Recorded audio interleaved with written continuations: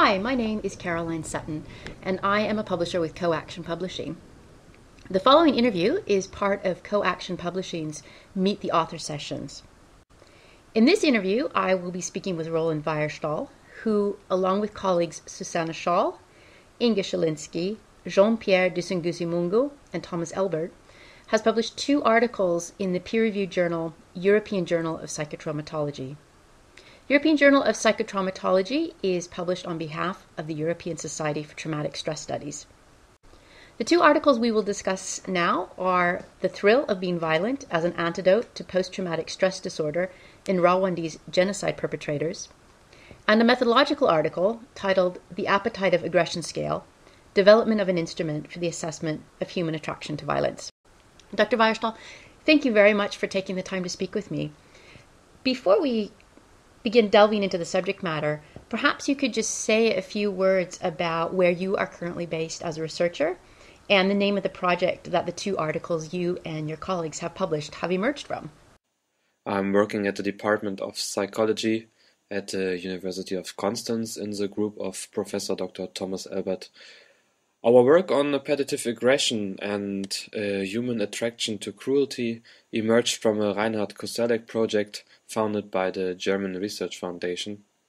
And since now more than 2 years, we are studying appetitive aggression in combatants from different war-affected countries, as well as in the laboratory, using physiological and biological measures. Thank you. So let me begin with a very basic question, a very direct question. Is appetite of aggression pathological? Whenever we talk to people outside of aggression research groups about our projects on the appetitive aspect of aggressive behavior and the human lust for manhunt, then most of them think about psychopathy and they picture a cold-blooded, sadistic killer drawn from movies. However, the reality is quite different and altogether more shocking. Appetitive aggression is far more common in ordinary people than commonly believed. This is partly because the current clinical concept of psychopathy does not match public beliefs. Psychopathy is considered as a personality trait generally characterized by a lack of some quality or other, a lack of empathy, a lack of guilt, a lack of responsibility, a lack of behavioral control, or a lack of stimulation. Psychopaths feel understimulated in their environment, but this does not hold for the participants in the Rwandan genocide. In the Rwandan genocide, it is estimated that between 800,000 and 1 million people were killed within a period of 100 days. The main weapons in these killings were rudimentary tools like machetes, clubs and sticks, and therefore large sections of the population had to be recruited in the mass slaughter to achieve genocide on this scale. Moreover, these were ordinary people. These were young boys, fathers, farmers, and university graduates. All of them were adapted to their social environment before the genocide. In contrast to some professional armies where attempts are made to recruit only those people who are less vulnerable to traumatization, there was no prior selection of people with a deviant personality trait for participation in the genocide. As in any form of mass violence around the world, average people changed themselves and became cruel. Are you saying that these people are not psychopaths? Of course, there are psychopaths among them, but there is no evidence yet to assume that the rate deviates from the average population.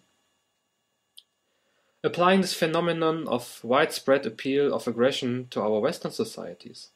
Our society is full of people who participate in game hunting, who play ego shooter games, watch violent movies in the cinemas, collect weapons and military objects, participate in hooligan subcultures, impair emergency aid at road accidents as curious onlookers, or buy newspapers for the close-up pictures of victims of violence. These people are not psychopaths. These are all ordinary people, but they share the rewarding and appetitive aspect of activities that arouse the human hunting network.